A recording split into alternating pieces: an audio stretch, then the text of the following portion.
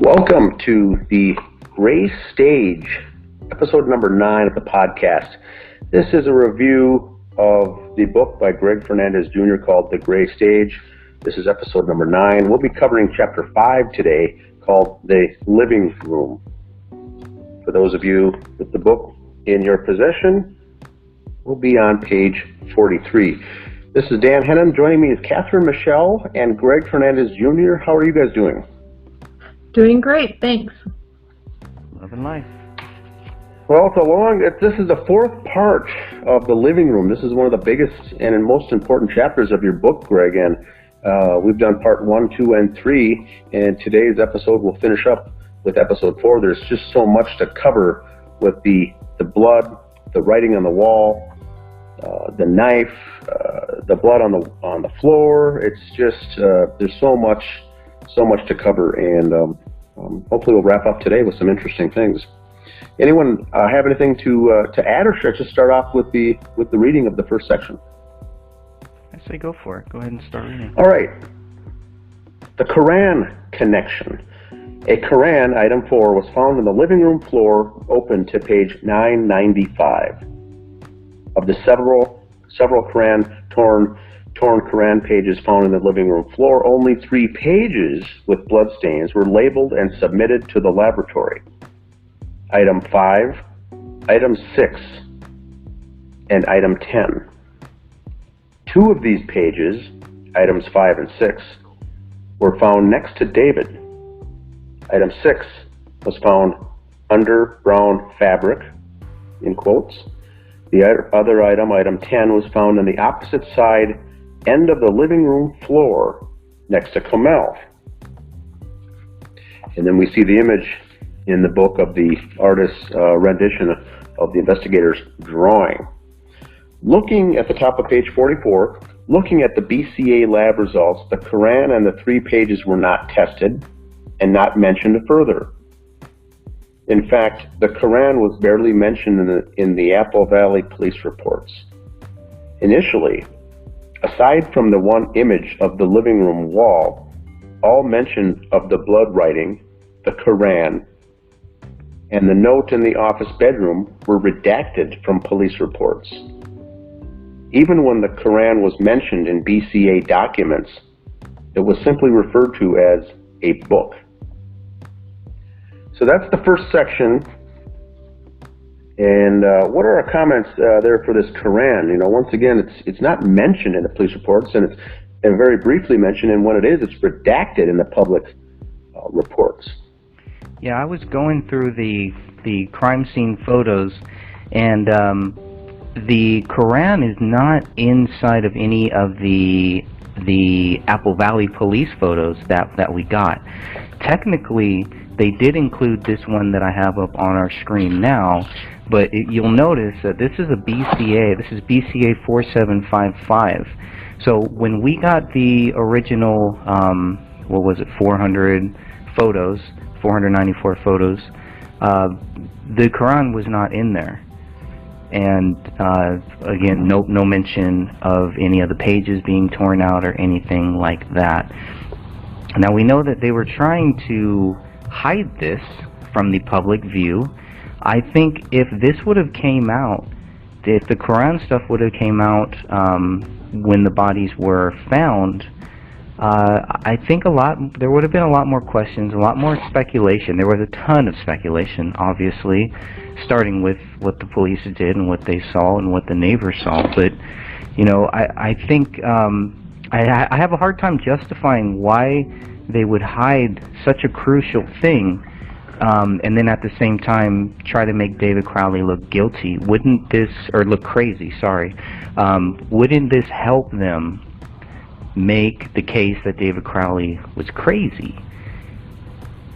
I see it differently. I see it that if they were to bring this out into the forefront, it actually disproves their case quite a bit. And the reason why I say that is because a lot of people make reference to where the Quran was open, yet they don't explain how the pages were randomly ripped out, folded, shredded, put all over the floor, underneath the Quran, underneath David, and yet somehow David supposedly did this, and then there's body pieces and skull pieces on top of the Quran. I mean, it just doesn't make sense. To me, the fact that it sits there screams that someone else could and should and probably was involved.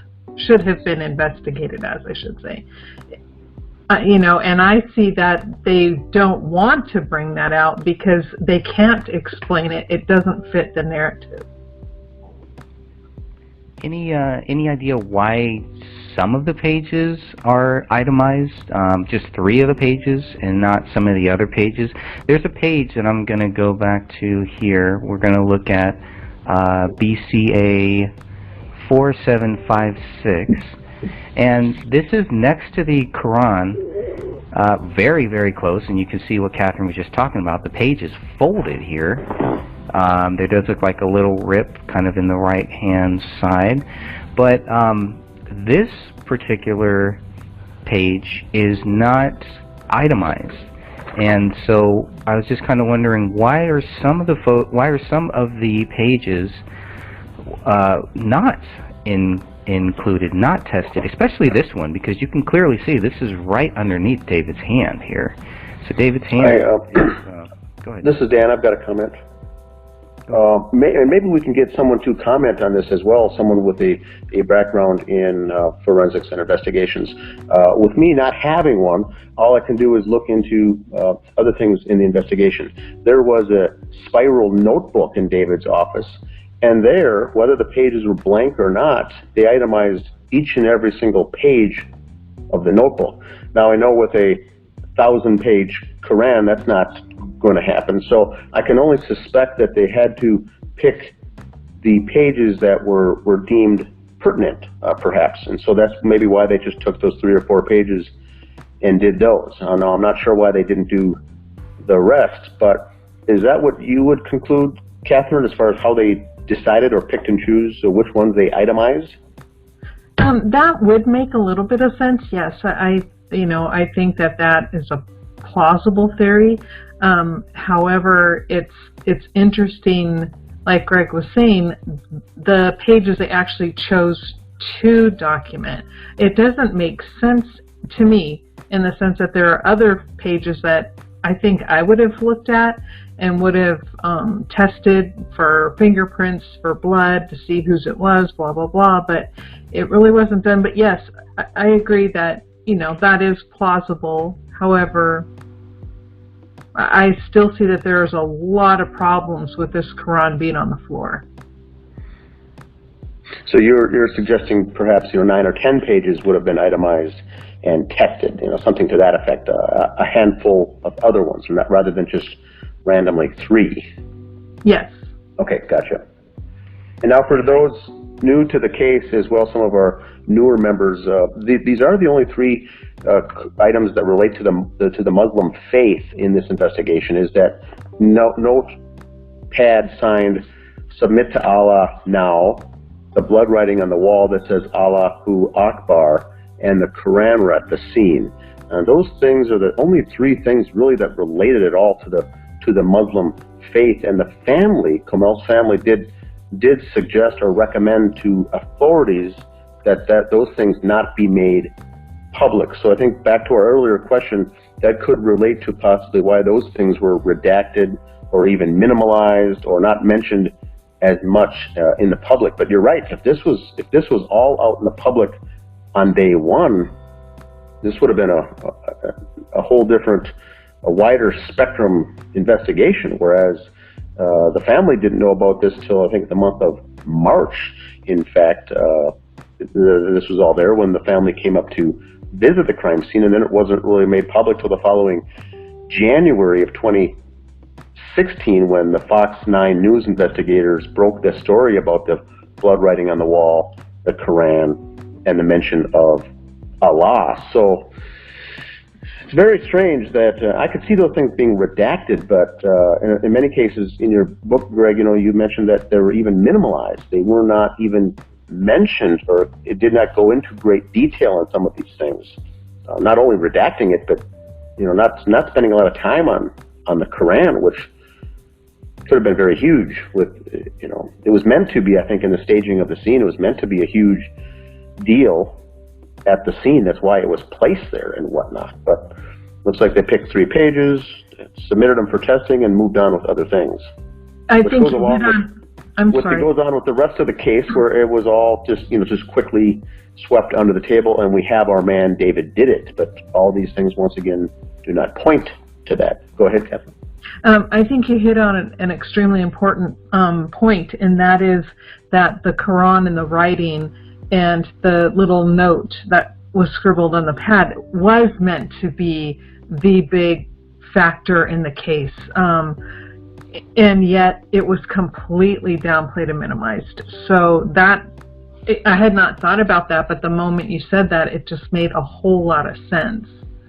That it doesn't make sense why they minimalized it, but yes, the fact that I really think it was supposed to steer the narrative of the police officers in a whole different direction that they didn't even go.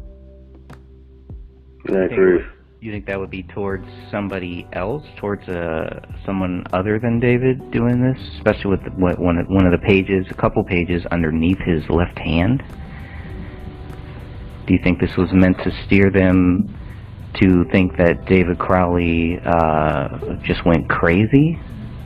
Well, a lot of people that have contacted me personally, and plus some comments I've seen on the group, is when they see this, they really go along with the lines of an honor killing and want to blame Kamel's family. And that bothers me, because I'm like, this doesn't scream honor killing, and to drag them into the middle of this would be horrible. But yet they were, because personally for me, in my opinion, I don't think her family had anything to do with this. Just my opinion only. But yeah, I don't know. And Greg, I don't know necessarily, this is Dan, I don't know necessarily if it was to blame or point the guilt at another person. I think it was just simply added to add another layer of confusion to, I think, really just, you know, once again, like Catherine said, now we've got the possibility that maybe Kamel's family is involved. Maybe it was an honor killing. Maybe someone, you know, killed this family because she married a white Christian man, and so it was added, it was inserted. Let me say that it was inserted. I think these 3 things to cause that next layer of chaos, I think, and confusion. And it was already, you get a homicide like this in a city of Apple Valley that averages one homicide per year. Now you get a triple homicide, and you insert this. This was already way over the heads of anything that these current investigators had ever even dealt with. And so I think that was part of it too, to really confuse and stymie these amateur, officially they're professional detectives, but not much experience as far as dealing with any type of homicide or murder killing, much less in an Islamic slant to it, and a possible the whole other thing. I think it just went way over their heads, and I think it made it. They wanted to create the wow factor for these detectives to say, okay, we have no clue what's going on here. And once again, we know that this is a staged scene, and it's staged on purpose. And in typical cases like this, the less the better. A single gunshot wounds to the head, you would have automatically suspected a hired hit or actual homicide, followed by a suicide. But that they went so far to add these other features that I think really makes it look just ridiculous is what it does. And but now why what they did in the public was minimalize it. The reports, they minimalized it, and I don't know. I can't answer that. Maybe they didn't want to go there. Maybe it was up over their heads, or maybe if this was a cover up, that they just stayed out of it because it did add that whole other layer of question, which they didn't want. Because if their goal was to sweep this case under the carpet as quickly as they could, it's one less thing to bring up. Right. So I don't know, but those are just the thoughts that came into my head as far as why they have all this extra to me, it also means that the killer or killers had time and had time to set up this and had time to stage, and we're not worried about being discovered or caught. We're not worried about being, someone knocking on the door or police cars or sirens coming. They had the whole place to themselves. They were in no rush or no hurry to do any of this. Yep. So once again, the staging, the key thing to remember with the staging is that they had the time and the wherewithal to spend as much time as they needed to get it looking and set up the way they wanted. It was not an in and out quick murder, escape through the back sliding door and running off into the night. I mean, this is where we get back into the silencer was used, or the people were killed at a different location altogether. There was no urgency by the killers in this case to quickly wrap up and leave. They were busy spending time with all this nonsense. Dan, when you spoke with Kamel's dad, because I think one of the big questions that I still have, it's still kind of unclear to me exactly when Kamel's family found out about the Koran, about the blood writing. We know it was at least one month later. It seems like, according to the police reports, the family did not know about it until then. When you spoke with Kamel's dad, did that ever come up? Did you guys ever talk about the Koran or any of the Muslim stuff? Let me ask you this: Did you even know about it at that time when you spoke with Kamel's dad? I don't know if I did. Now, it certainly didn't come up because we were just talking on a very high level about the murders and crimes and the whole situation. So I didn't bring it up, but that's a good point. We didn't know about it till the following January, so maybe it hadn't even been known about. But the father of Kamel, named Anjum, was just still, beside himself. His focus was his ill wife that was in hospice care, essentially, for cancer, and he was focusing on her, and they didn't even let her know about the triple homicide in Apple Valley, Minnesota, because they are based near Waco, Texas. And so the sister, Sidra, knew and was dealing with basically most of the police investigations over the phone, along with her father, Anjum. When it came time to fly up to Minneapolis to meet with investigators, Anjum still stayed home, and just Sidra came.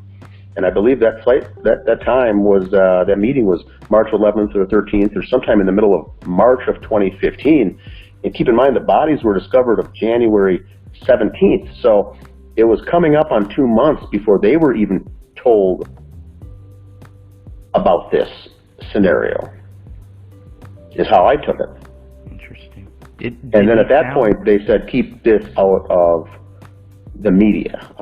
And so I don't know, the timing of all that is very particular, but it sounds like this is all news to them as well.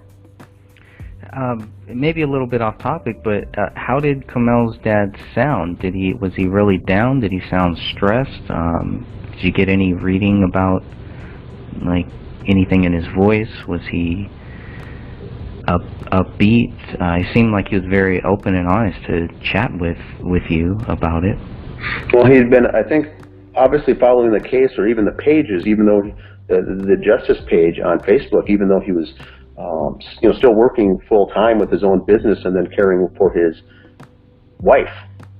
And so the two things that stuck out for me was, him, when he mentioned to me that if money was not a problem, he would hire his own private investigator to look into this, because it didn't make sense to him. So he also, right off the bat, didn't believe the official narrative and said that this is just way too bizarre. The other thing is that he said he spent their time, preventing the mother from finding out. And so that was their real stress about the case and the uncertainty. The other feeling I got too was that the families between the Alams and the Crowleys were not, at odds, but they were not on very good terms. I think they were asking several things and trying to work together as both families together to get some of this solved. And the Crowleys, which means Dan Sr. and Dan Jr., those side of the family was not very forthcoming on some of these things. Even with the ashes of the cremation for little Rania, it took several years, I think, for those ashes to finally be mailed and delivered down to a final resting spot in Texas, because they were sitting in Dan Crowley Sr.'s home, evidently because they didn't want to pay the shipping charges to mail it down there or something. So the families were not on good terms. Besides, but Anjum, I got the sense, and I talked to him in August, I think, of 2015. And so this is several months later.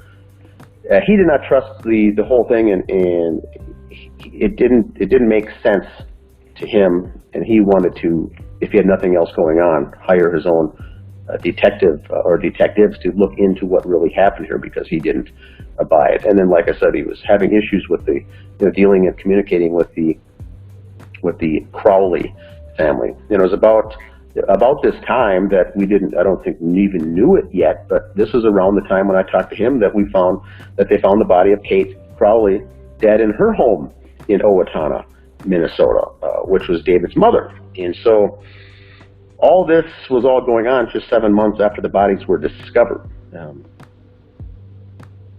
It's crazy.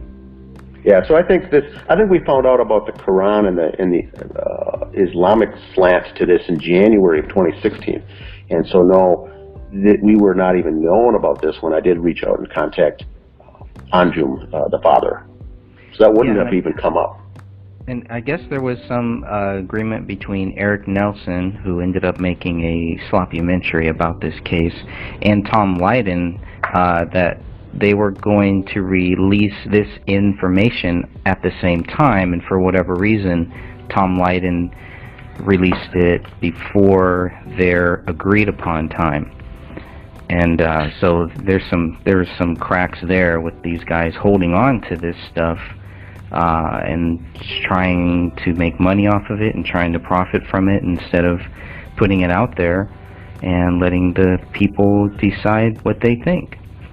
And I really think if this information would have came out a lot sooner, I think a lot of people who don't question this story now, or don't even look at it now, looked at it for a couple months and then moved on, especially in those first 4 or 5 months.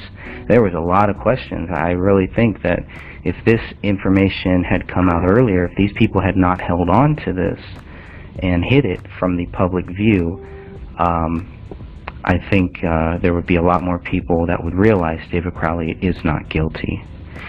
Yeah, and that's a good point, Greg. In talking with the lead detective, James Gummert, in the Apple Valley Police Department front lobby there, when I spoke to him, he was upset and frustrated in the fact that the Fox 9 News team released all the information to the public about the Islamic angle when they themselves had a off-the-cuff agreement, I guess, to kind of leave that until we all agree on when we can do that.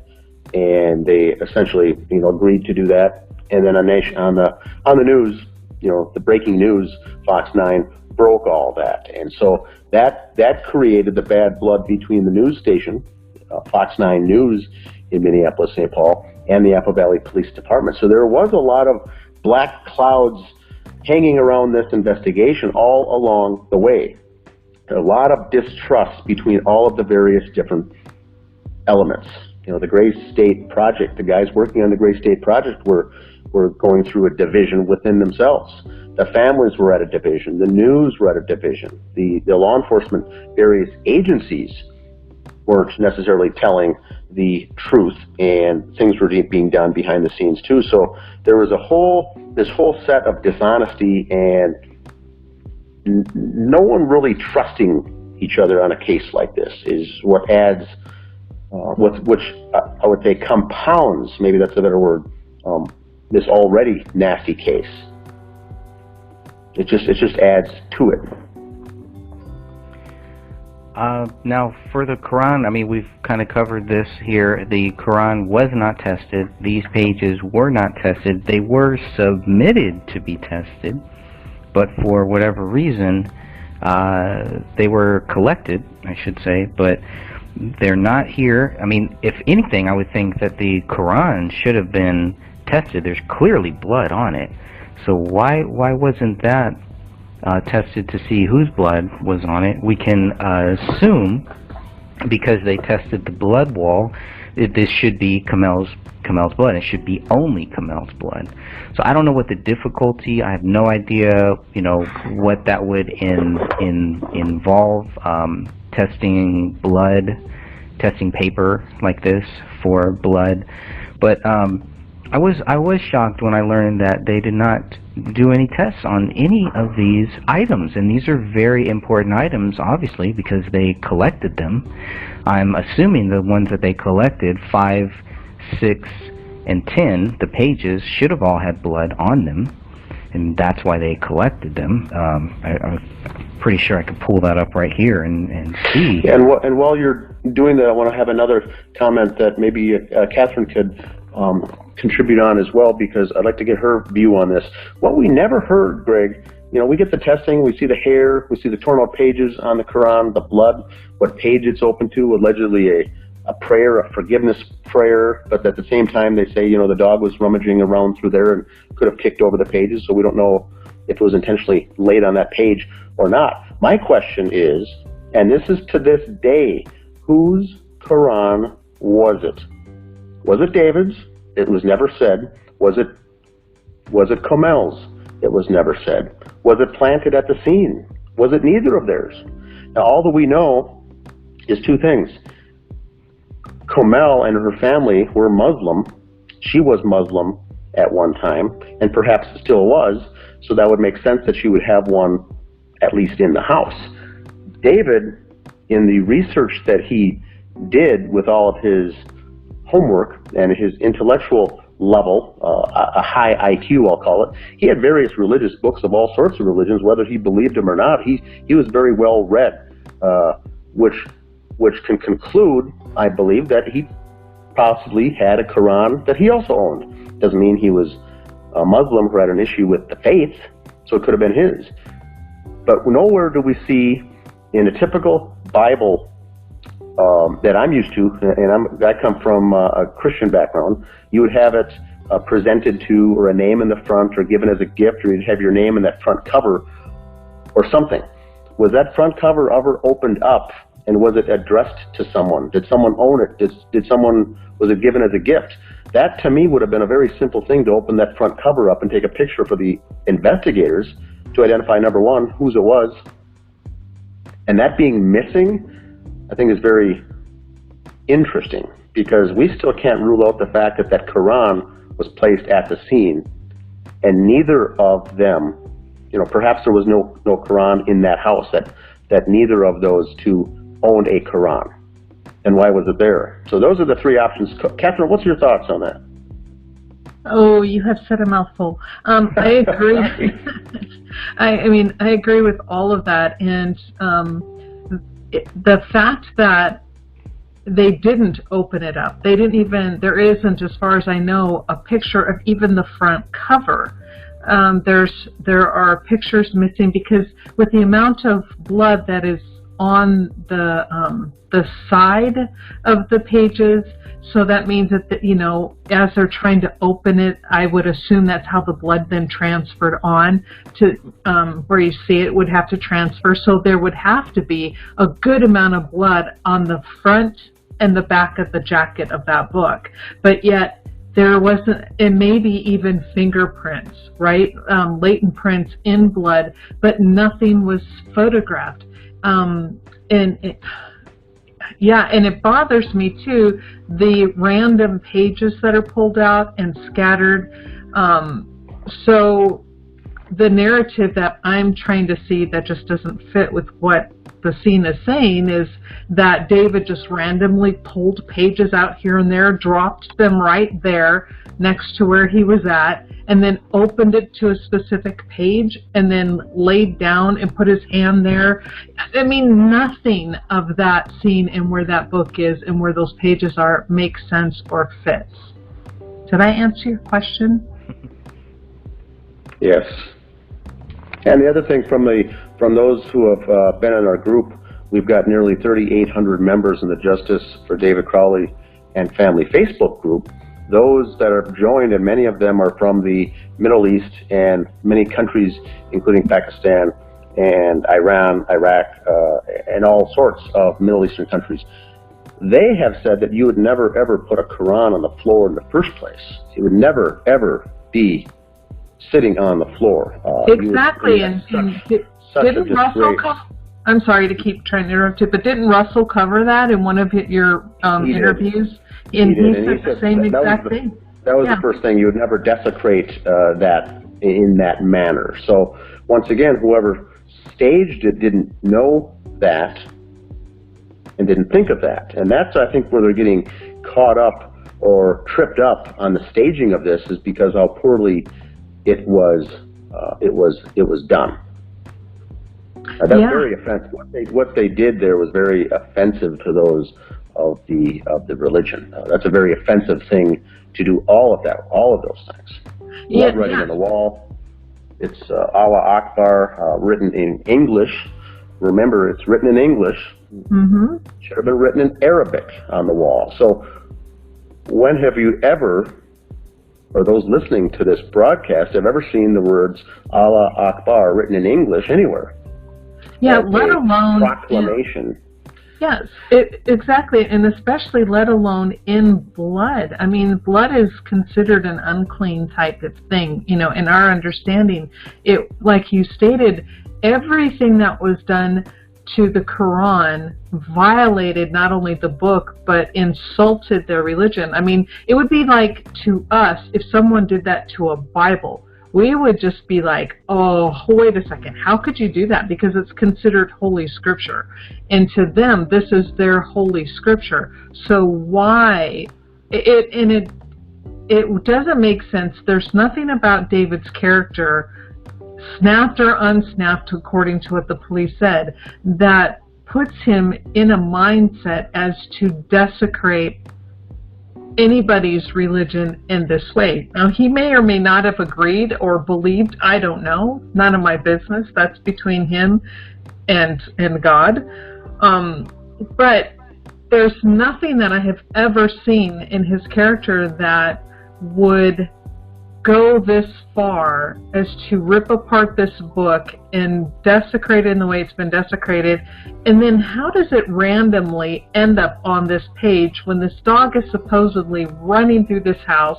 The dog, now according to the police, have moved 3 bodies and could, do all kinds of stuff, and could eat all these bones and could, tear apart all this stuff.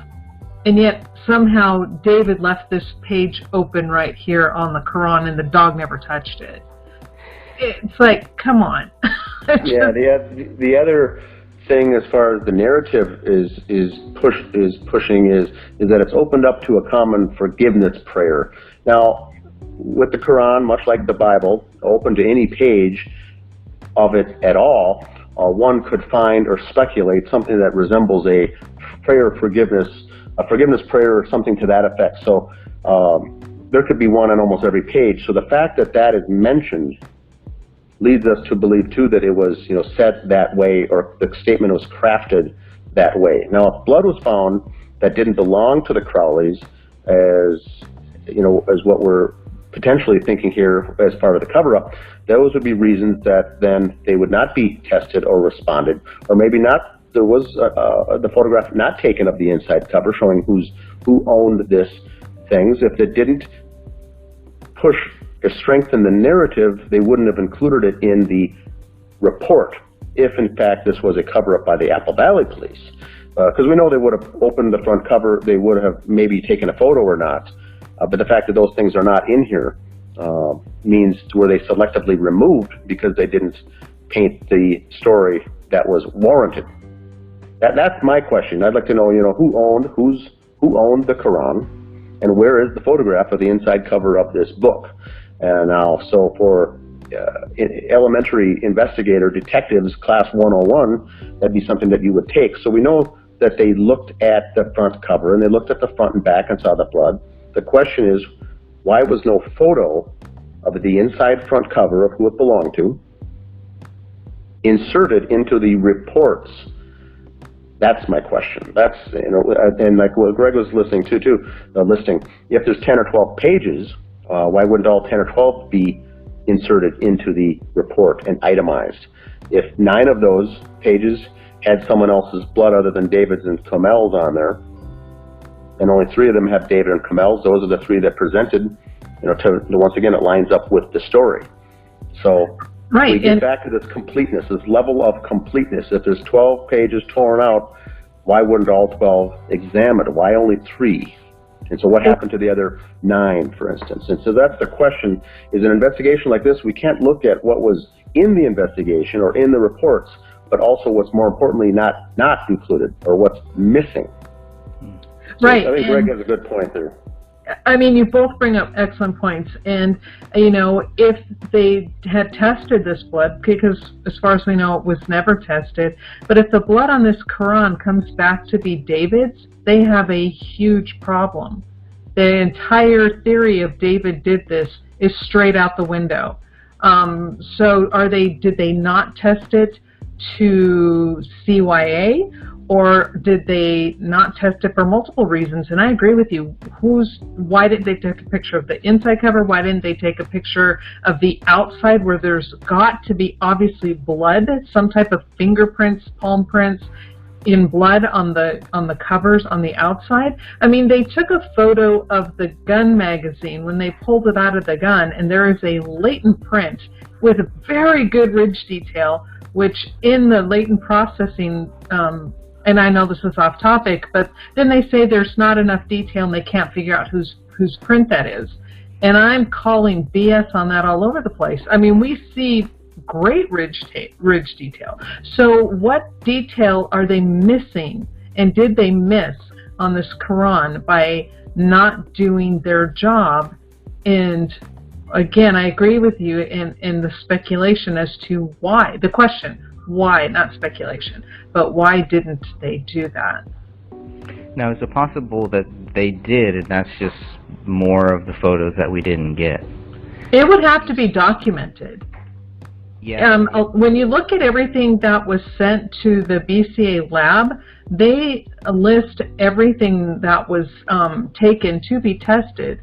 And there's emails back and forth. What do you want tested? What do you not want tested? And there's no mention of the Quran or the pages, correct? Not that I've seen. Yeah, you're right. No, you're right on that. And because they when Kamel's sister, when they talk with her, it sounds like they give her this book, which is kind of weird too, which it's all bloody and everything and whatever, but they give her this book, and it kind of sounds like she identifies it as her sister's. So that would make me think that they had no idea whose Quran this was. Even if they did open that front page, from whatever they had, they were not able to conclude whose Quran this was. So I think that is a very excellent point. Very, very good point there. Yeah.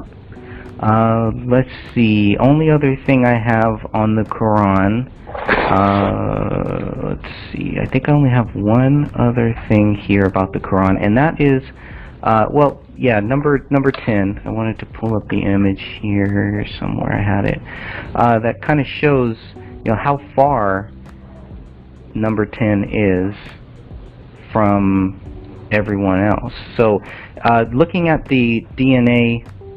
Looking at these swabs, if they've only took 3 pages, items 5, 6, and 10, and all of those do have blood on them, can we assume that all of the other torn out pages don't have blood on them?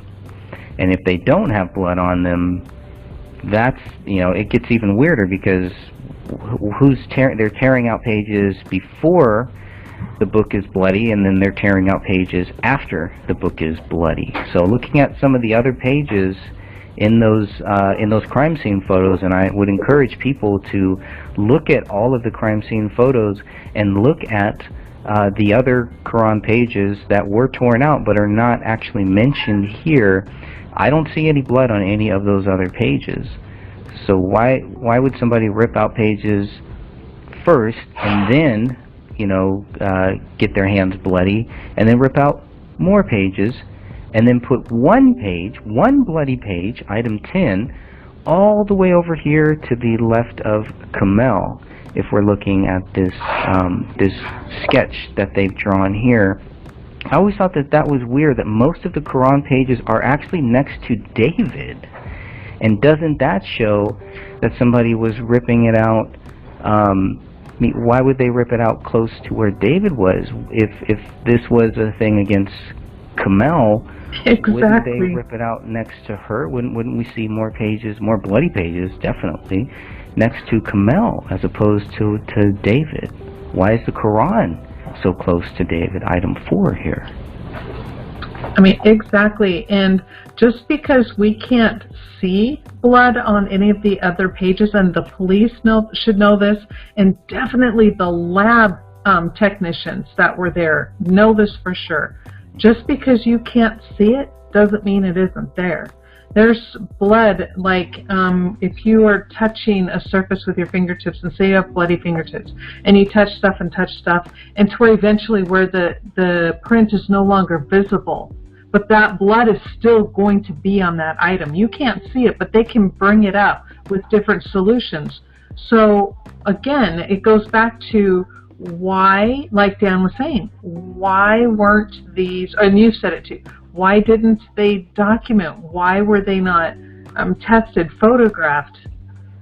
They failed on so many areas. And one last thing here for the Quran, then we can move on if you guys want to, but it's pretty interesting what they did consider things worthy to document and what they didn't. Like with this image here, if you look at BCA 4764, they have documented this page here, and on top of the page is a huge piece of skull, or a huge piece of somebody's head, whatever you want to call it. This is a huge piece of flesh that's never mentioned, never documented, and I think if Catherine hadn't done so much great work on the whole blunt force trauma, I wouldn't have thought anything of it. And we were talking about things and why they weren't documented. I mean, this is obviously, this is a big one, because this is a huge piece of flesh, of somebody's skull, of somebody's head.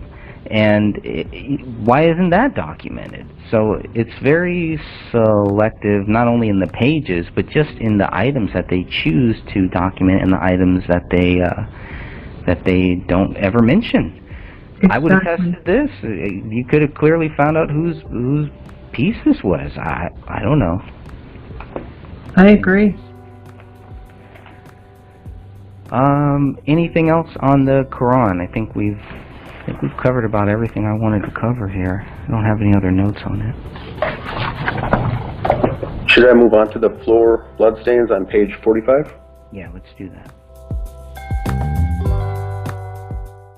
Hey everyone, you are listening to the Gray Stage Podcast. I really appreciate all of your support and your help. I wanted to remind you that if you haven't heard of Anchor.fm, it's a great, easy way to make a podcast.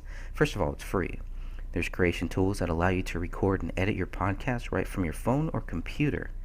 Anchor will distribute your podcast for you so it can be heard on Spotify, Apple Podcasts, and many more places. I love it. You can make money from your podcast with no minimum listenership. It's everything you need to make a podcast all in one place. So if you're thinking about making a podcast, go to Anchor.fm and check it out right now. Now back to the show.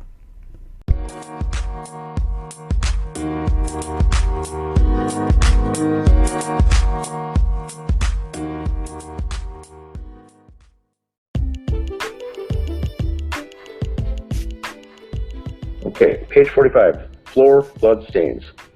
7 blood swabs from the living room floor were labeled as item 13, 14, 15, 18, 19, 20, and 32.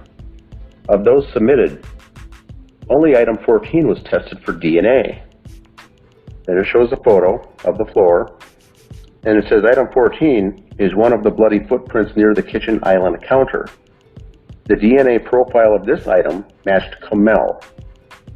David and Rania were excluded as contributors. A chemical was used to enhance any possible ridge detail of the footprint.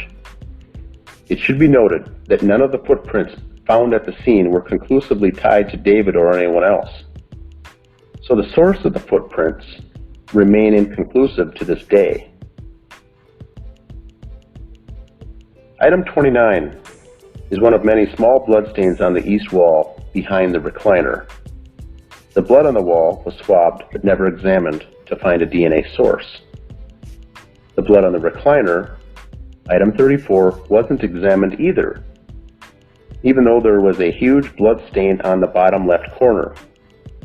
Considering the huge circular stain in the item in the image below, I was surprised authorities decided not to swab the item. And there's a photo there of the left cushion. It had blood on it, soaked all the way through, but no body was near or resting at that scene. Now this photo is a little misleading only because this is where the recliner is in the reclined spot. So this is, they pull the little lever on the side of this recliner maybe to get a better photo of it, but this is what threw me off, because I was like, how does the blood stain get here? Where is this? And it's actually at the bottom of the floor. That's where this blood was found. And I think this proves beyond a shadow of a doubt that somebody's body was moved. A big blood stain like this does not get there unless somebody is bleeding out. Am I wrong on that? Nope, you're right. I agree 100%. In fact, it was someone's body, and more than likely someone's head was laying there as they were bleeding out. But when police arrived, there was no head near that recliner cushion. It was just sitting by itself with dry blood. And what gets me about this photo is, like you said, Greg, this is where they pulled up the footrest. And when it was in the down position where they found it, where was the pooled blood under that recliner? There's so much blood right there, yet the rug underneath it is clean. And they never questioned it. That is a huge problem. They didn't test it and they didn't question it. Now, because of the lack of blood on this recliner in other areas, or maybe bad photos, whatever it is, does this show us that somebody wasn't necessarily shot there, but was probably maybe dragged there or put there and then they bled out? Because if they were shot in this area, that recliner should be full of a lot more blood, right? Oh, there would be blood, there would be skull pieces, brain tissue, there would be everything all over that area, and it would be high velocity, not a soaking type of pattern. So yeah, I don't, there's nothing there that shows to me, and again, I'm not an expert, but I have done a lot of study on this so far, but I don't see anything that resembles where someone was injured in that area. But yet, like you were saying, it is very plausible someone's body was leaned up against that portion of the recliner, and then therefore the leather soaked up that blood. And just to clarify for the newer listeners out there, Kamel her head was tucked up by the couch, or I'll call it the sofa. So she was kind of snug up by the sofa. The daughter, Rania, was laying between her legs, kind of at a perpendicular angle, really not next to any piece of furniture. David was laying in the middle of the floor, also not really too close to any piece of furniture. This image is a recliner that's soaked. This is not the couch, this is not the sofa. This is a recliner almost by the feet of where Rania was. A separate, isolated piece of furniture called the recliner, and this much blood was there. And so that's where I also get some questions too. They thought, well, that's probably where Kamel's head came to rest, and we say no, that was the sofa. There was a love seat there and a sofa put together like almost like a kind of a sectional thing. But this, I repeat, this is the standalone recliner that's in the middle of the room that had this amount of blood on it. And you're right, Greg, with a shooting, there would be blood spray, spatter all across this recliner. all we have is just soaking. So it's as if someone was shot or injured and their head came to fall or came to rest near that, and the person was bleeding out to cause that much soaking. But whoever that was moved because no one was found there. So then the question becomes, why or who did the moving? And if David was the one shot last, allegedly, it couldn't have been him. It couldn't have been his blood. So if the testing would have been done, this would be obviously Kamel or Rania's blood. But if it came back that it was David's, then we have another problem. So I think that was either selectively not included or they didn't do the tests. Because there's a great picture of that recliner in the middle of the room next to the Christmas tree, not near the sofa, not near the sectional, but it had the single most item with the single most blood on it, other than some random spray or spatter on the hardwood floors that appears actually to be medium velocity spatter. But there was nothing on this recliner except the bottom corner that was soaked, so heavily soaked in blood. So someone died or was dying or was heavily injured at this location. But once again, authorities show up. They were in different spots than this. No one was within probably 2 or 3 feet of this recliner. Yep. Very strange. Should I continue on page 47, Greg? Okay. Top of page 47, it says, hair and small bloodstains were also present on the upper right portion of the recliner, but not mentioned in the reports. Another curious item in the living room was the blood stain on the south wall, just below the light switch, labeled item 33. This item was one of many blood spots on the wall closest to the front window. DNA tests were never performed on this item. Item 31 is a bullet fragment found near the south wall. The fragment was submitted as evidence into the nuclear DNA section of the BCA laboratory analysis request, but was never tested for results. Also found on the living room floor was a Surface Pro tablet labeled as AV-45. A year or so after the crime, I was able to ask Kamel's sister Sidra about the tablet.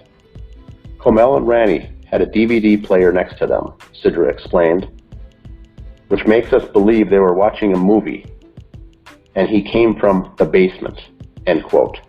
Sidra suspected Kamel and Rania were watching a movie on Netflix when they were killed. And then there's a photo of the Surface Pro.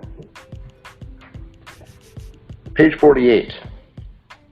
My sister wrote down her feelings on her Surface Pro, quote, Sidra continued, if I can get into it, I can solve exactly why David did this and put an end to all these questions everyone has. She has a diary, end quote. At that time, Sidra did not believe police were able to bypass the password screen and gain full access to the device. I told her there was software she could buy to bypass the password and break into the computer.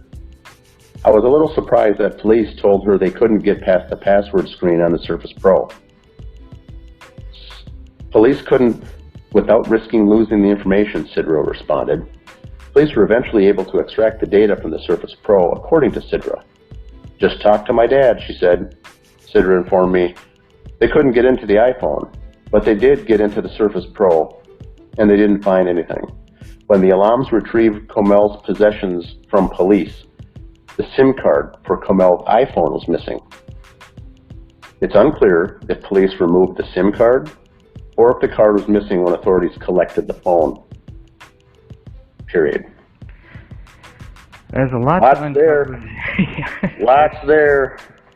Yeah, there's a whole lot to unpack. I'm hearing a lot. There's probably a lot of people listening. But wait a minute. Hold on. Wait a minute. And that's exactly what, I mean, she got a lot of flack from when I posted this. She got a lot of flack for this stuff, and I was glad that she was able to talk to me and to give me this, to let me know her side, some of her thoughts. The fact that I guess I can, go back over some of those things there, but I guess just sticking with what she was saying, there's a lot of speculation here, and yet at the same time, I don't know where this is coming from. I think at that time the Gray State team were feeding her a lot of things, and were almost, I don't want to say treating her like a target individual, might not be the right word. There's probably a better word, but they were, I can't even think of the word. They were not censoring her, but they were sheltering her, I guess, is kind of the only way that I can think of it. And later on, she did realize that they were full of shit. But I think at that time, she was listening to what they were telling her, and she was taking it seriously. And I'm just glad that she was able to listen to us, too, and to hear some of the alternative theories, more based on fact than just listening to a bunch of people that wanted to take David Crowley's project and make money off of it.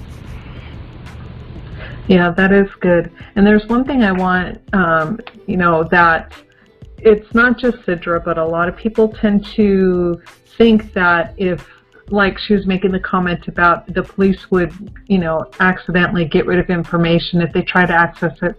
That's not true. They make copies of hard drives, and then they work from the copies, where the actual device itself is never in jeopardy of being damaged. So, that was never going to happen. They had plenty, they could make as many attempts as they wanted to without ever damaging the original device. But, oh my goodness, there's just so much to cover in this last portion of your chapter. Well, we can start in the middle of 45 there. Catherine, I've got a question for you. Of the blood swabs, there was 7 things were taken for blood swabs and submitted. Only one of them was tested for DNA. So number one, is that correct? Would they typically test them all, or just pick one, or why was it only one was tested for DNA? What they should, okay, what I have seen done, and I don't know if this is across the board, but you would think it should be. If they're collecting items and blood swabs from the same vicinity, they would only generally take one swab and test that because it's all right there. But when you have blood coming from one wall 4 or 5 feet away, another wall 6 feet away, another area 3 feet away, they should test that individually, because they don't know. It's coming from different areas of the house. They have no idea whose blood that is. They have 3 victims, blood on almost every wall, but yet they only test one particular item? Does not make sense. And I remember reading the email exchange between Joe Cooksley and I forget which officer it was. They're like, okay, do you want me to test? And they quoted more than just one, and that came back saying, no, don't worry about it right now. We'll just test just this one. And they're like, well, okay, So they were prepared. The lab itself was prepared to test, but it came back from the police department, no, only test one. It also seems like the crime technicians, the crime scene techs, were doing their job. They were getting the swabs. They were collecting all the evidence. And then when it got handed over then to the next chain of command to do the testing, it's at that point they either said no or didn't want to do it or weren't interested in doing it. But it seems like the crime lab techs that were there did actually do their jobs in this case. They were getting all of these samples and submitting them. And at that point, their job is done, right? Then somehow, once we get it to the testing, decisions are being made then by various people that the 3 of us, I guess, don't necessarily believe were accurate or correct. But the crime scene techs were at least collecting what they needed to collect. Did they not? Yes, well, they collected a lot of the blood, and if they didn't collect it, I mean, at least they were documenting it.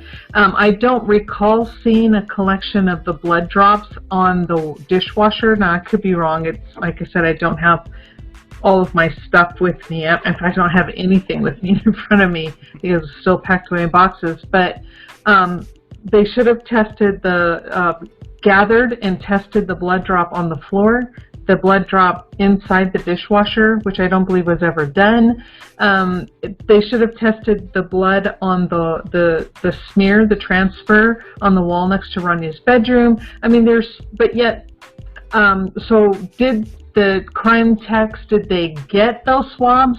I don't think they did. I don't think they got all of them, but it's evidence that they were really trying because there was so much there.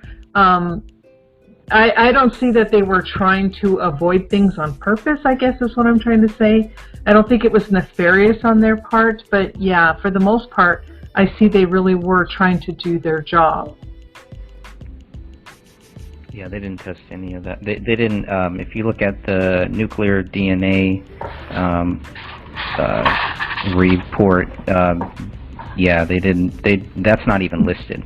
So only item 14 is listed, which would make sense why out of all of those ones that we mentioned, only 14 is tested here, because it was the only. Yeah, and I still have yet to see somebody's toes look like that. I am sorry, I will never believe those are footprints. I have never seen toes that look like that, especially look at the one with the circle with the long line going down it. It's like, no, that's not a footprint.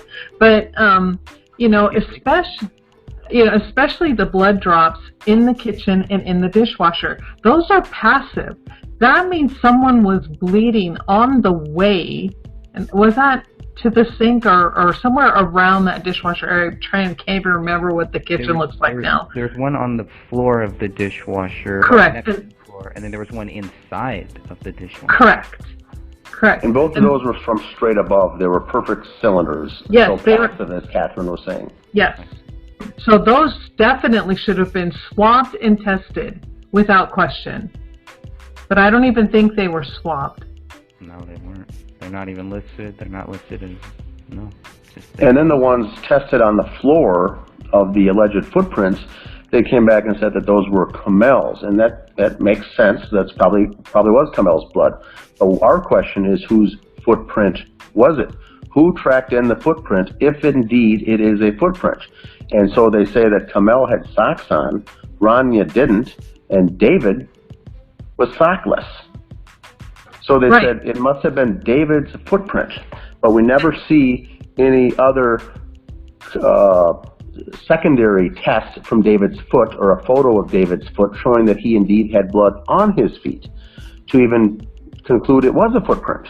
So we don't even know, like Catherine said, if it was a footprint. But what they did was see what looked to be a footprint, saw that David had no socks on, and they came to the conclusion that it must have been his footprint. Well, the question is, who put it there? We know it was Kamel's blood. If it was a footprint, whose footprint is it? We still don't have the answer. Was it even a footprint? So the question is, how did it get there, whatever it was? Yeah, and can so you go that's back? what we're not getting. I'm sorry, Greg, could you go back to that one photo you just had of 21? And it looks like there are actually 3 passive drops of blood on the floor, and they only point to 1. Yeah, right there. Yeah, right there. Can you zoom in a little bit more on the 21 arrow? Yeah, and this is BCA 4881. Let's zoom in there. And on the 21 arrow, right? Yeah, actually there's quite a bit of blood on that floor. Look at that. And that's passive for sure. So why did they not test that? That looks like someone was walking, and as they're walking, they're dripping blood. Wow. The closest blood to the dishwasher would be the blood found on David's cell phone. I mean, there's really no other blood in this area of this kitchen or anywhere like that. Yeah, nor should there be. And yeah, and I'm sorry, that just caught my eye when I was looking at that. I'm like, wait a second, there are 3 drops of blood, not just 1. I, for some reason, was only remembering 1 drop of blood on the floor, but there are clearly 3 right there. So, and that shows an active passive walking pattern where somebody is walking and they're dripping as they're walking. Interesting. But yeah, and like Dan was saying, it's like, it still boggles my mind where they're blaming David. Yeah, look at that, right there in the dishwasher.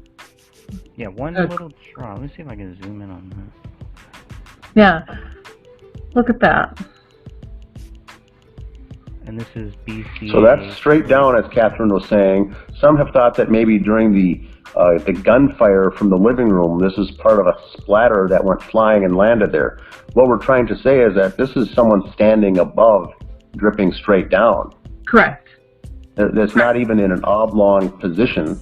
Right. It's straight down. So this is someone standing there, someone bleeding, or someone dripping someone else's blood. But until we know whose it is, we don't know. And so this was not tested, correct? Exactly. Exactly. And like you said, what they should look for when you look at some of the drops of blood on the floor in the living room would be those little satellites, those little parts that just kind of spurt out. And that you see none of that. Like you said, it's like straight down. And so if they tested this and the results came back that it was neither of the three Crowley family members, then we'd have another person of interest. And so what we don't get is the test results on these to confirm that it was one of the three. And if so, who was bleeding? And why were they walking around by the dishwasher? And so that's the kind of questions that we... Oh, what happened to Dan? Did we lose Dan? Oh, here we go. And we all believe they're fair questions. I'm sorry. Yeah. Yeah. But some of the resistance that we get are people saying, why are you asking these questions? Who cares whose blood it is? Why do you care if there's blood in the dishwasher or on the kitchen floor? And what we're trying to get across to people is that it doesn't make sense. Who was walking around? Who was bleeding? Why were they standing there? Who does this belong to? And because it wasn't tested, only raises that question. Exactly, and in cases like this, if there is another person, which we believe they were murdered, so the murderer, generally in cases like this, it's indicative to the police that there was someone else walking around. So if you have all of the victims in the living room and no real amount of blood in the kitchen, but yet except for these drops, that should have set off little alarm bells in their head, right? They should have said, there was a perpetrator in here dripping blood, so whose blood is it? We need to find out. Was there another person here? But they didn't do any of that.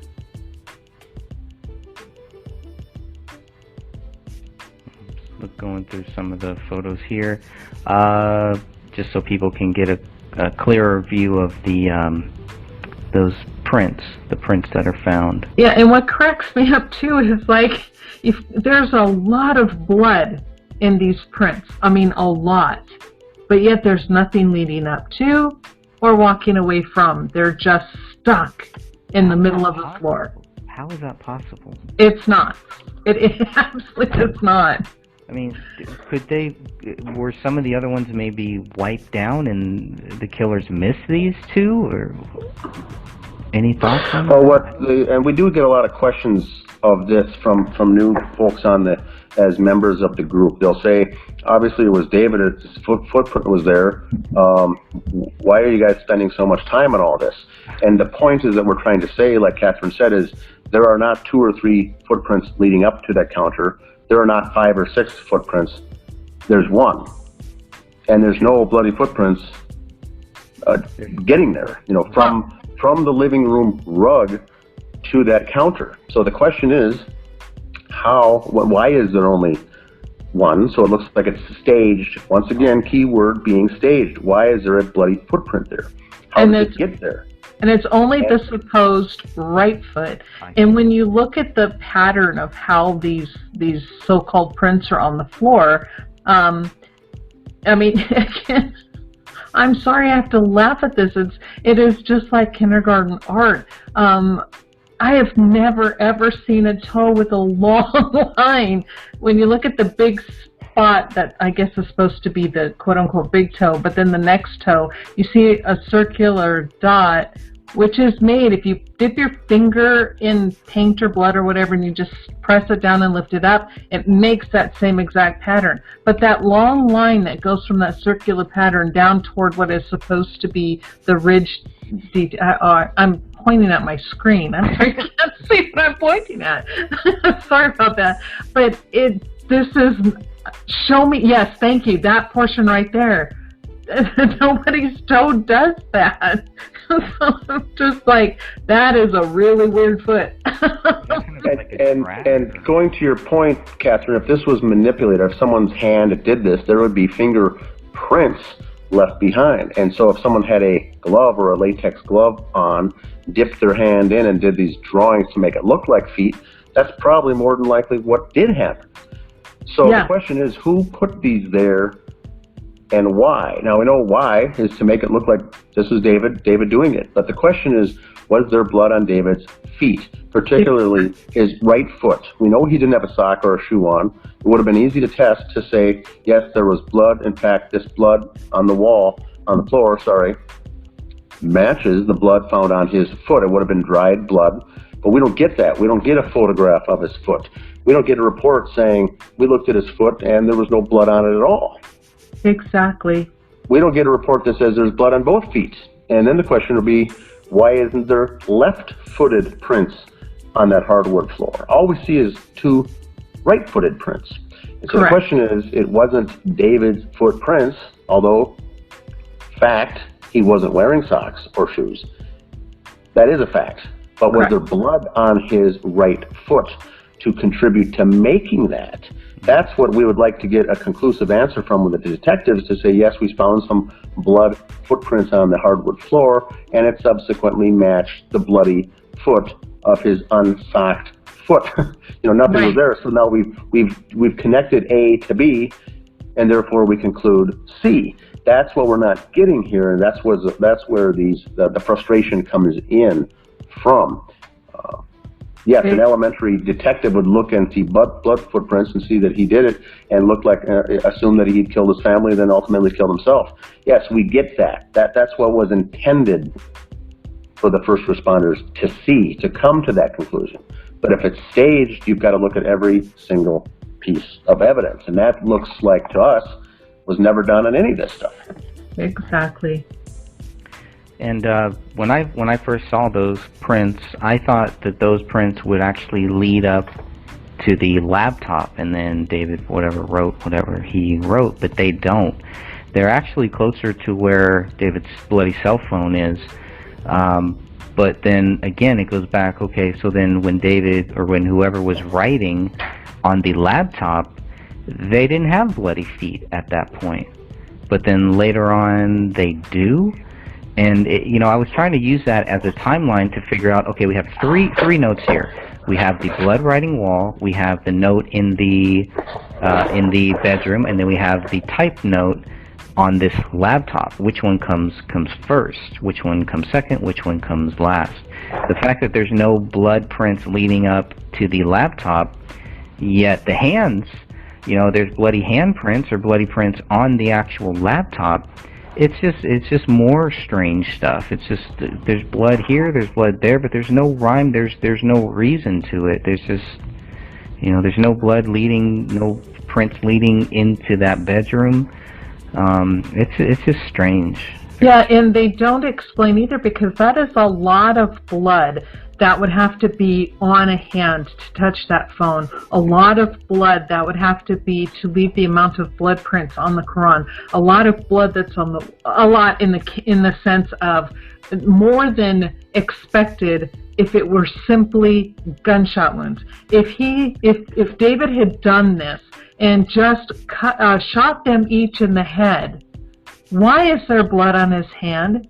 Yes, they're saying that, he wrote on the wall, but then also, if there are bloody, quote-unquote, bloody footprints on the floor, and he's moving around and doing all this stuff, walking up and downstairs, there would be, quote unquote, real bloody footprints all over that floor, or floors, plural, and the carpet, on the rug, in the kitchen, going down the stairs. But yet there's only 2 of the supposed right foot in front of the island. Just none of this is making sense. I would like to jump ahead to the Surface Pro, if I could. Sure. Mm-hmm. I've got several questions on the Surface Pro. One is, we see a photo of it closed on item 45. But Sidra goes out of her way to say it makes us think that they were watching a movie or watching a Netflix, a DVD, when the shooting took place.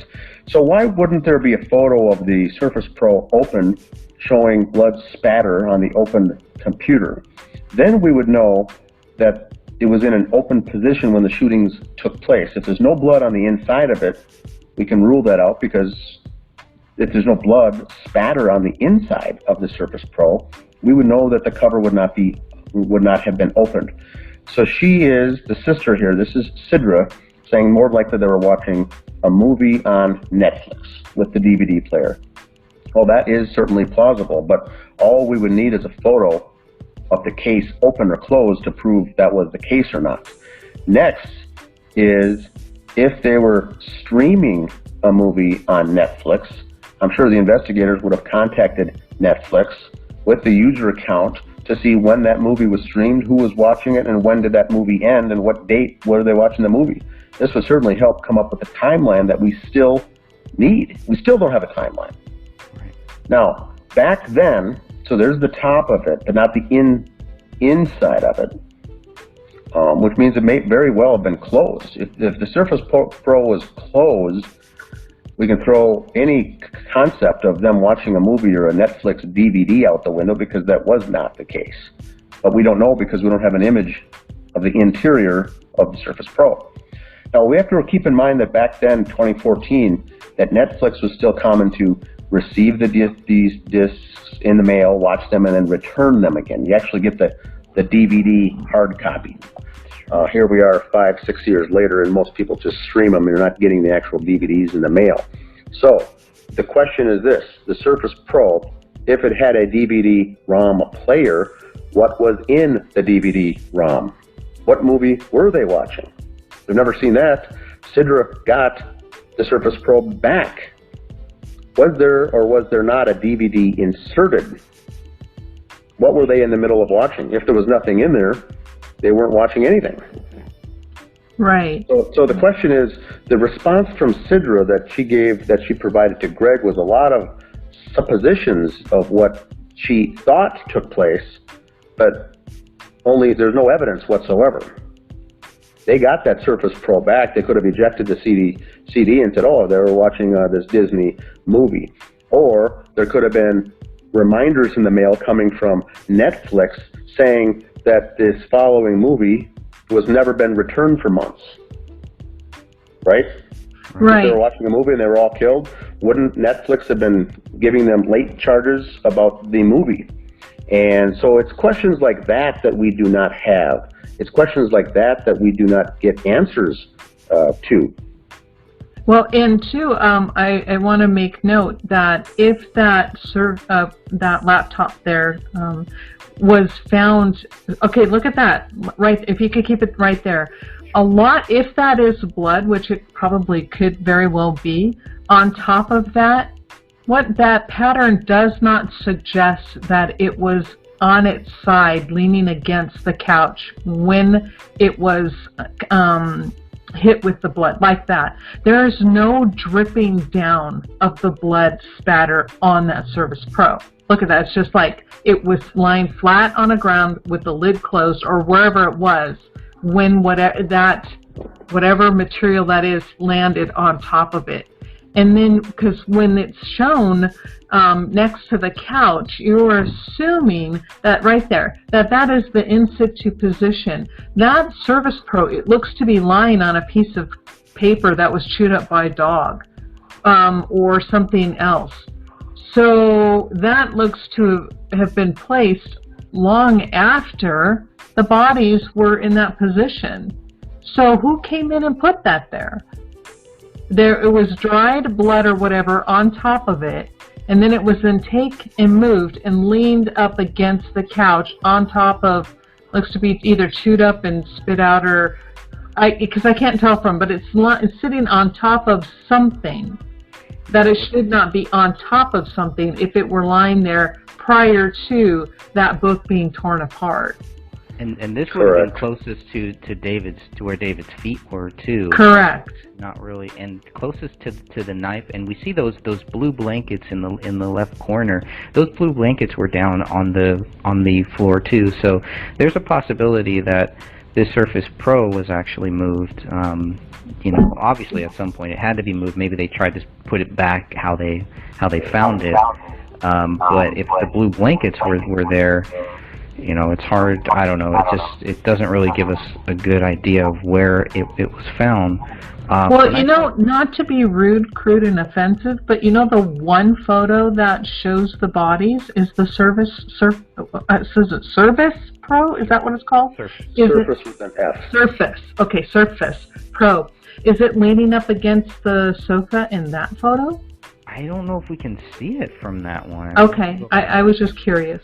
Yeah, I'm curious now too to see if we can actually see it in that photo, and then in some of the other photos where the knife was too. I think that would be another good one to. Yeah, because right there, look, it's on top of paper. Yeah, it is. Yeah. And so right there, it tells them that someone else came in after they were all dead. And after somebody put the paper. Shattered. Yeah, I mean, obviously it was after they were all dead, because that is crumpled paper. It looks damaged and probably walked on by an animal. And with a chewed up piece of scarf next to it, that was placed way after the bodies were there. So, I mean, this is what I'm saying. There are so many aspects that if the police just looked at one of them, they would have known that this was a triple homicide.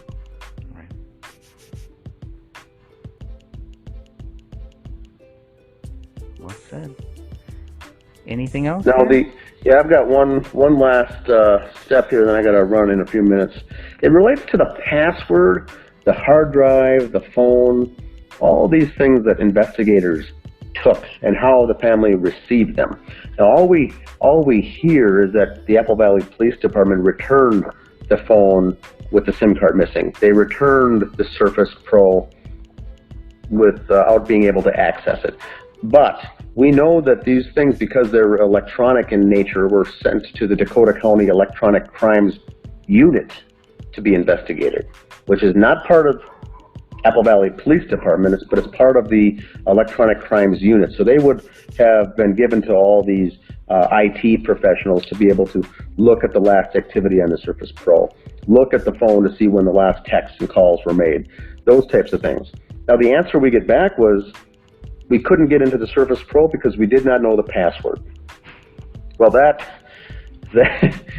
I have an IT background, and I know that is BS right off the bat. Now, I can see that a detective saying that I couldn't get in because of the password. But when you give it to the Electronic Crimes Units of the Dakota County, that's what they specialize in, they can open up that Surface Pro, take the hard drive out, and see what was on the hard drive, regardless of the password itself. Exactly. So was that just the police department saying, oh, I guess we couldn't get into it, and the Electronic Crimes Task Force looked into it and maybe found nothing of significant value, and then that's just how the Apple Valley Police interpreted it? That makes a lot of sense. That's wrong altogether. Just telling the family, oh, we couldn't get into it. Well, that's not only wrong, it's incorrect on so many levels. Now, the phone, you may have taken the SIM card out to do research, but you would certainly return it back with it in. And now this just raises more and more questions as far as a cover-up is involved. Now, this was reduced or removed as far as a question when Sidra later said that they did say it was their mistake and they mailed the SIM card to them. So that could be an honest-to-goodness simple mistake. Well, I find it still highly irregular that would even happen. So I'll leave it at that, but the password, we couldn't get in. We couldn't get in the contents. That Surface Pro found at the scene, along with a phone, would be able to provide the detectives with a clear timeline. When it was last used, when would it last access the internet, when was the last email retrieved, when did the battery die, was it still plugged in, was a movie watched, were they surfing the web? All those things, they'd be able to have a crisp, firm timeline of when the activity stopped. Not to say when the crimes were committed, but when we know a time in a line in the sand that when it was ended, when the crime ended, we'd have a timeline for that. Right. And so that was never done because they gave the simple excuse that we couldn't get in it. The phone, well, we didn't know, but here's the phone back and it's missing a SIM card. Well, we've already looked into the AT&T phone records and found out that what the family members were telling police as far as the most recent text and the texting activity doesn't line up with what actually happened. And so we already know that there are lies from family members of the Crowley family to law enforcement as far as sending texts, last texts to the family in the final months. After looking at the records ourselves, we know that those texts, incoming texts, were not done and were not delivered, and those phone calls were not made. And so, once again, the Surface Pro would probably be able to provide more, but conveniently enough, we do not have that. So, it's very frustrating as we see this. Now, Sidra doesn't help herself. This is the Sidra. Sidra is his sister, sorry. By saying that it looks like they were watching a movie when David came up from the basement to kill them. Well, that is another planted story or an opinion of what may or may not happen. We already know from the evidence that that's not what happened. There was no bullet found from David, and David didn't commit the murders. So the question is, how did they die? That's fair enough to have an opinion of what she thinks happened, but once again, Greg, you mentioned earlier that Sidra, was doubting a lot of this, and it didn't really make sense. And then she flew to Minneapolis and met with the guys from the Gray State, and by the time they met, and by the time she left, they had all taken her back to the airport, and were all best friends on Facebook the week after that. And she was singing a very different tune, saying David did do this, and now the case is closed. So, what you have is a very vulnerable suspect sister that is dealing and spending time with highly controllable people that are very manipulative. And what we see now later in the aftermath is she cut off all ties with these folks after that, once she found out that she was being led astray anywhere. But it's the level of deception, it's the lies that really gets us to where we are here today. Right, and like you were saying earlier, Dan, to tie it all together, what you were saying at the beginning is it's layers. They were very good at creating layers of deception. And because sooner or later you're going to spend enough time on layer 1, and then you're going to spend time on layer 2, and by the time you get to layer 3, well, I've got a family, I've got a job to go to, I don't have time to research this, and then you lose interest. And with the 3,800 of us left, where we don't buy that situation, we have looked into it. It doesn't jive. Right. And so we know something's up, and now the question is, after sending things to the Dakota County Sheriff's Department, the Minnesota Attorney General, the Apple Valley Police Department, they have this information. They have the inconsistencies. And we're talking dozens of inconsistencies. Right. And so nothing's coming from it. What is the question? Is it a cover-up, or did it become a cover-up? But it's not what it is. Is all that we know is that it is not what the official narrative is, and therefore the official narrative is incorrect or wrong. The question then is, what really happened? And my biggest problem, and I got to take off here in a few minutes, is that the killers and the perpetrators of this family are still out there walking free to this day. And this is a heinous crime scene. Yeah. That's what we need to keep in mind. These people are still out there.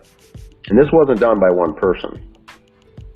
Yep, I agree with you, and that is the disconcerting factor is when you look at everything that we're looking at right now, the blood, the pages of the Koran, and what should or should not be there, what they did and did not test, and it's so evident that there were multiple murders in this case, and how can any of them feel safe knowing that their family is also exposed to these killers?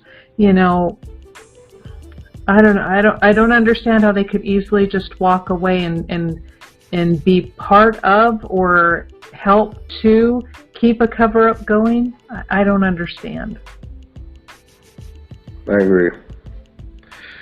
All right, guys, I gotta run. I'll see you guys next time. Okay, thanks, Dan. Thanks, Greg. Thanks, Catherine. Thank you, Bye-bye. Dan. Bye. All right, Catherine, unless you have any other any final points here, we can go ahead and shut this one down. No, that was all I had to say. So I'm done if you're done. Awesome. Well, thank you very much, and I look forward to coming back here. And next month we're going to be talking about the kitchen. So we'll go over all the things that we found in that kitchen. So I hope you'll be able to join us again for that one. And that'd be great. This is episode number 9 of the Gray Stage podcast. Even though on the title it says by Greg Fernandez Jr., it's really a collective effort from everybody who has helped me, everyone who has been tolerant of me, been tolerant of my views, some of my short-sightedness at certain points. But I am always willing to say that I'm wrong with this case. I've been wrong many times, and I have no problem with that. As long as I can get to the truth, that is what matters. And I think for many of us, many of the 3,800 people we have in the Justice for David Crowley and Family Facebook group, that is the purpose. It's not about proving our theory. It's not about thinking that we are right. It is just about finding truth and finding justice, getting justice for this family. And I think that we continue to get justice. We always win. We have won. We continue to win as long as we don't give up, as long as we just keep on searching for justice, searching for answers, searching for truth. We are getting justice for this family by not letting this case die, because there is something very strange going on here. And more than likely, there are some killers out there. And as we know, you kill once, chances are you're going to slip up. And hopefully we'll be there to catch them in that. So God bless you all. Thank you again, Catherine. And I will shut this down until next time.